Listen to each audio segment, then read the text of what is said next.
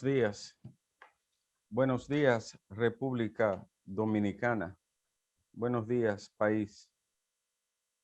Gracias por estar con nosotros aquí en el rumbo de la mañana. Gracias, muchas gracias al ingeniero Carlos Peña por abrir, como siempre, cada día a las 6 y dejar el escenario listo para seguir a las 7 el equipo completo hasta las 10:30. Gracias a todos y todas por acompañarnos. Hoy es 8 de julio. Vivimos el 8 del séptimo mes. Reclamamos como cada mañana un hospital regional digno para el sur del país. Un hospital completo para la región sur y sus 10 provincias. Un día sin Willy Rodríguez y un día sin presidente en Haití. Trágica la vida. Como diría el poeta simple, se va la vida, se va el amor, se va la gente, queda el dolor. Señores, la situación de Haití siempre es explosiva y candente, pero tiene giros y dimensiones en las que a veces parece aproximarse al colapso total como Estado y nación. Qué cuadro más triste, qué escenario más tétrico, qué futuro más incierto. Y volvemos a preguntar desde aquí, ¿dejarán que ese país colapse por completo? ¿Dejarán los famosos países ricos y civilizados que un grupo de seres humanos, 11 millones de almas, vivan en el horror y la miseria eterna? ¿Permitirán que Haití sucumba por completo? ¿O pretenderán que se lancen al mar o que crucen todos la frontera a territorio dominicano? ¿Qué pretende la comunidad internacional con Haití? ¿Qué hará el mundo rico y civilizado que encabeza Europa, Estados Unidos, Canadá y países que guardaron vínculos históricos con esta pobre nación? ¿Qué se le ocurre a las superpotencias militares, económicas y tecnológicas del mundo, y especialmente de este hemisferio occidental,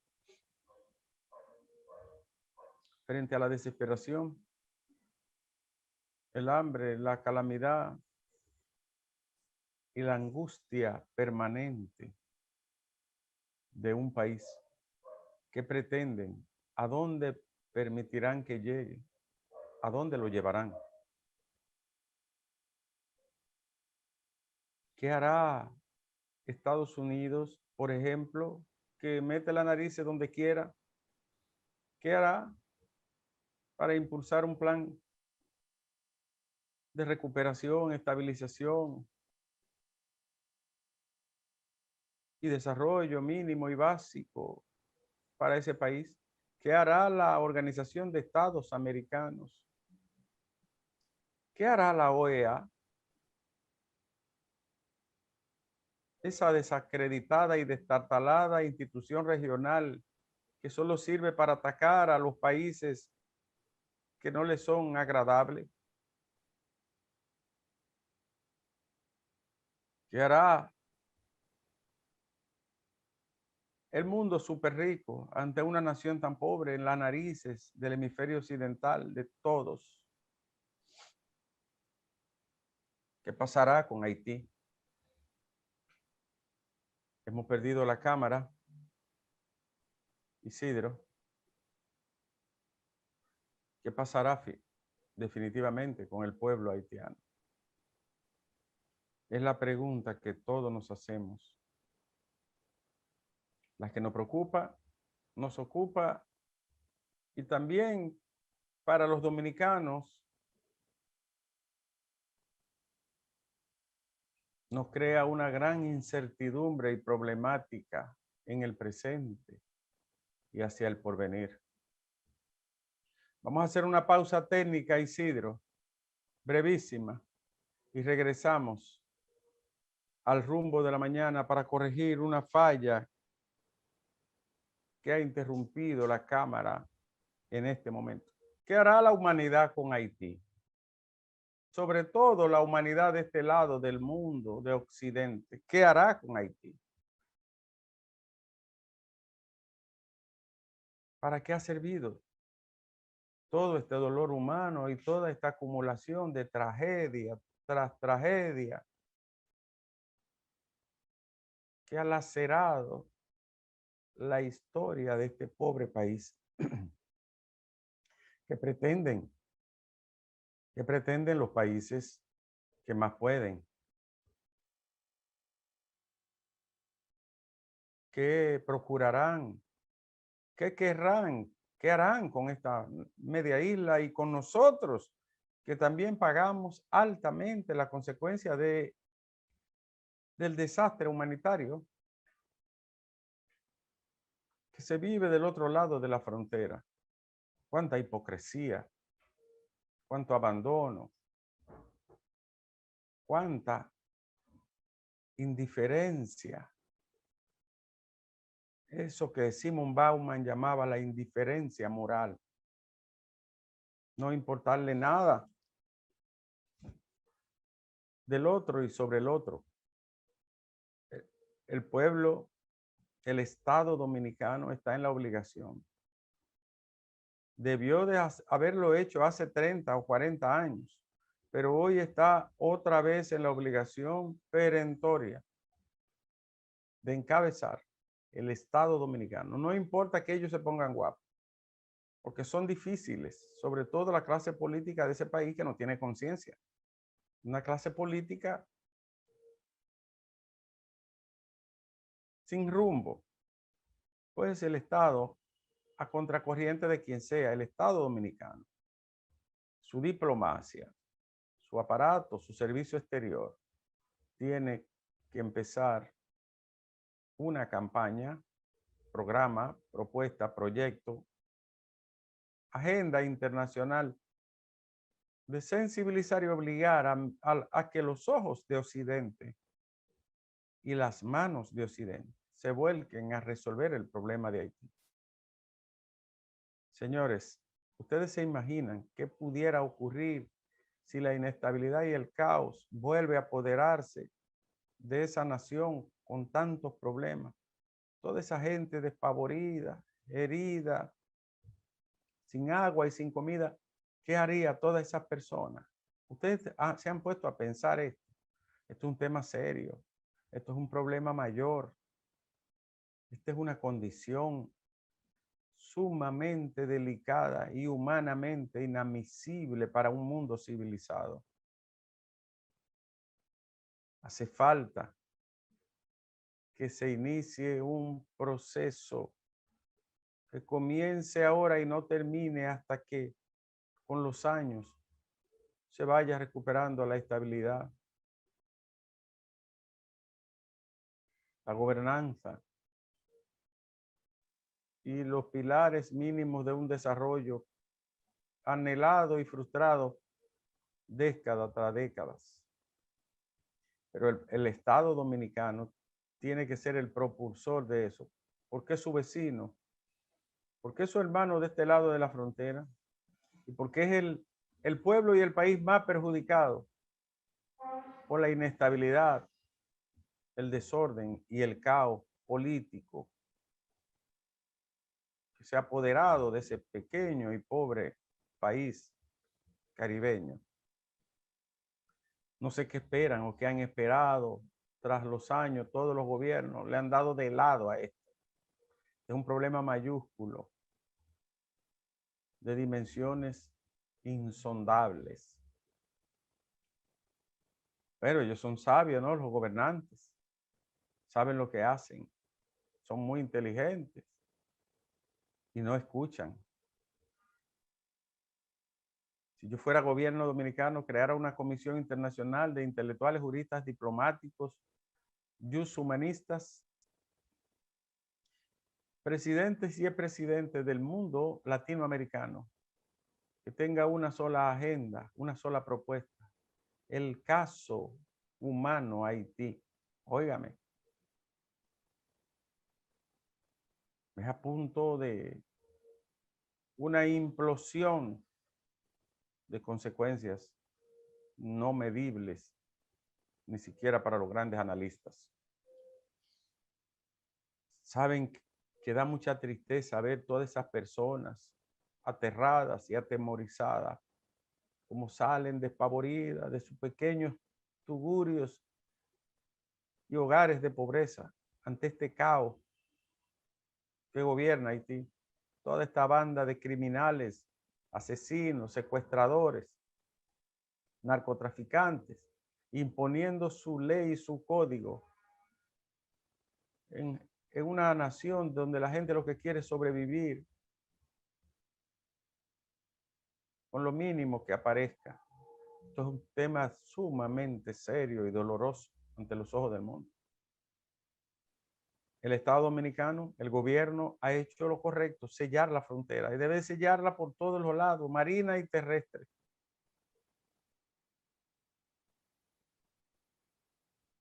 Y permanecer allí hasta tanto las cosas vayan retornando poco a poco a la precaria normalidad.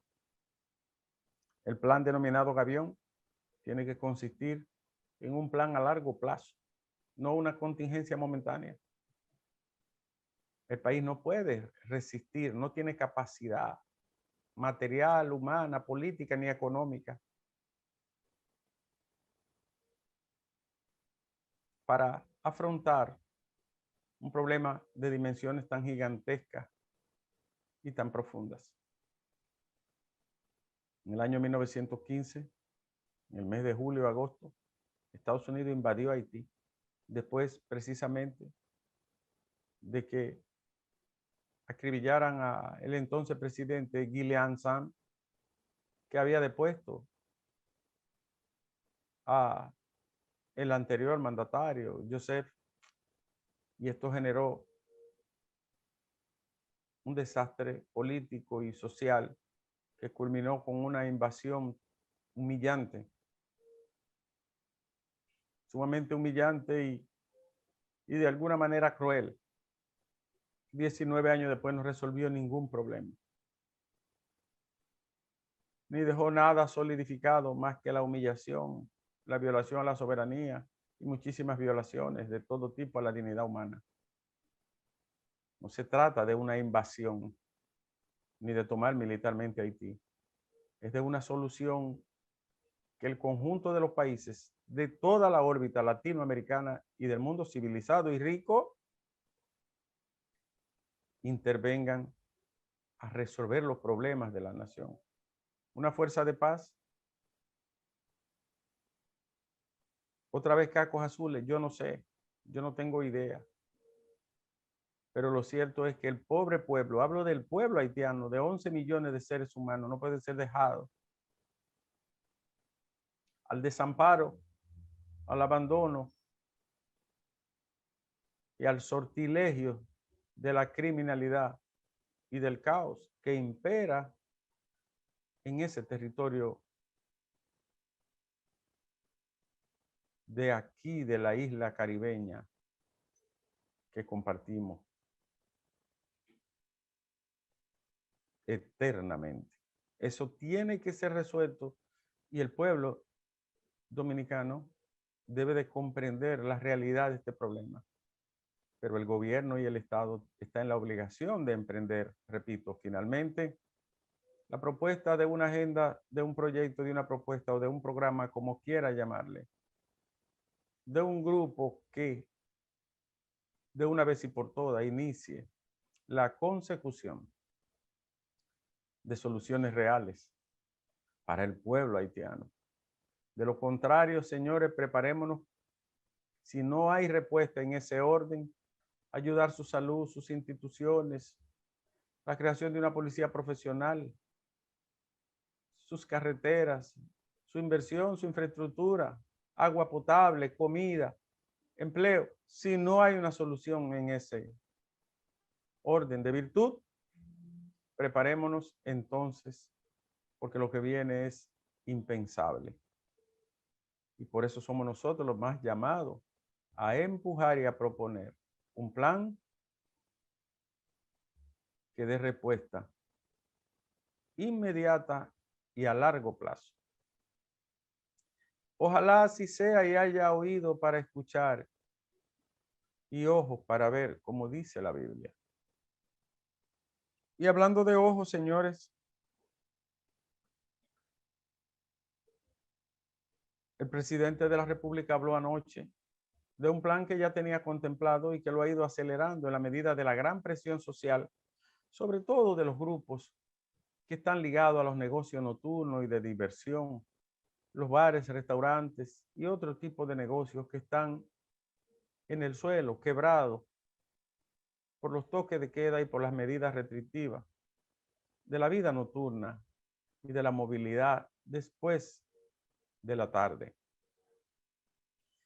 La desescalada, que será tema de discusión en el rumbo de la mañana y su equipo, va a tener 3 fases y se va a ir haciendo de forma rápida pero paulatina, vale decir, en fases.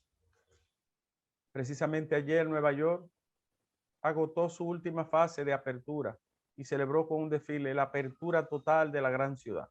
Lo fue haciendo también de forma escalonada a la par de la vacunación. Otros países lo han hecho bajo esa modalidad o fórmula de ir abriendo, vacunando y liberando y flexibilizando medidas restrictivas. En Nueva York ya se ha incluso permitido que los ciudadanos puedan no usar la mascarilla.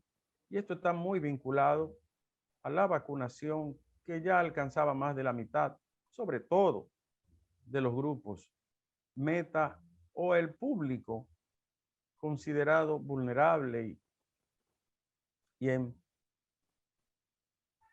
situación de riesgo. También en Europa, España lo ha ido haciendo y otras naciones. La propuesta del presidente la vamos a discutir aquí porque tiene un componente transversal que es la vacunación y el 70% que vayan alcanzando los diferentes municipios. No está lejos eso y no es difícil lograrlo. Ahora, el ciudadano, y este es un mensaje para la gente, tiene que poner de su parte, como se dice popular y llanamente. Todos debemos contribuir vacunándonos y cuidándonos y evitando las aglomeraciones. ¿Por qué se cierran los lugares como bares, restaurantes, discotecas? Porque el virus es extremadamente inclinado a los lugares cerrados, bajo techo y donde hay aglomeración. Las gotitas de flush, que son las de la saliva, casi invisibles, se suspenden, pueden durar minutos, horas y se transporta allí. Es por eso que los países tienden a cerrar. Naturalmente, la situación económica de estos negocios ya es insoportable y ellos tienen toda la razón. Deberán de comprometerse a cumplir para que no se aborten las medidas y no se produzca una cuarta ola que sería fatal en la República Dominicana. Todos debemos contribuir, absolutamente todos. Yo estoy de acuerdo con la desescalada y con la apertura, lo he estado siempre. Le tengo miedo a la indisciplina y al desafío de gente que ni se vacuna, ni se pone mascarilla, ni cumple con el distanciamiento, ni respeta las reglas. A eso le tengo miedo. Hay 3 millones de dominicanos que no se han vacunado. Algunos de ellos renuentes, otros por desconocimiento y otros por abulia, por falta de motivación. Esos 3 millones, 200,000 ciudadanos que no se han vacunado deben de ser inoculados. Y la otra parte, Ha ido avanzando de manera subrepticia, pero ágil, la tercera dosis. El personal de salud se ha ido inoculando con una dosis de refuerzo que garantiza sin dudas, oiga la palabra que uso, sin duda, el reforzamiento inmunológico de las personas que ya varios países han ido encaminando y otros también lo empezaron. Hacia allá nos encaminamos y eso es ineludible que ocurra. Habrá una tercera dosis. Y mucha gente está consciente de que ese refuerzo es pertinente. Incluso mucha gente de ciencia. Señores, hoy se conocen las medidas de coerción. En el caso Medusa, hoy se conocerán las medidas. Ayer el ex procurador general, la cabeza principal de la acusación de este caso, envió una carta a la periodista Alicia Ortega, donde expone y se queja de lo que él considera atropellos y también de verdades que el país debe saber y que se pretenden ocultar, dice él. Este caso que ha llamado tanto la atención y que concita, ¿no?, el interés de la ciudadanía por tratarse de qué se trata y de quién se trata, parece que no va a ser transmitida la medida de coerción mediante los medios televisivos y electrónicos.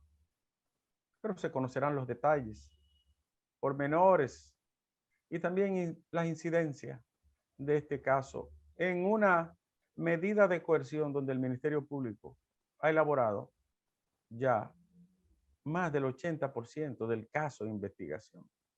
Algo insólito, pues se estila que para la medida de coerción solo se conozcan los presupuestos, pero la investigación venía de tanto tiempo y es tan larga, según cuentan, la cantidad de páginas abrumadora, más de 500 páginas, que este caso estaba siendo investigado hace mucho tiempo. Esperemos. Y por último, también se habló de las medidas desde el gobierno que se aplicarán para enfrentar la inflación y el alza de precios. En el mes de mayo bajó un 10% la inflación y el índice, que llevaba a una escala hacia el incremento. Eso es positivo y se espera que las medidas, que todavía no son suficientes ni han sido anunciadas todas, puedan mitigar las alzas de las materias primas y de los productos básicos, que son los que inciden para que los precios se hayan disparado de muchos artículos y productos básicos para la dieta y para el consumo nacional. Tiempo de pausar, Isidro, y retornamos solo segundo aquí en el rumbo de la mañana.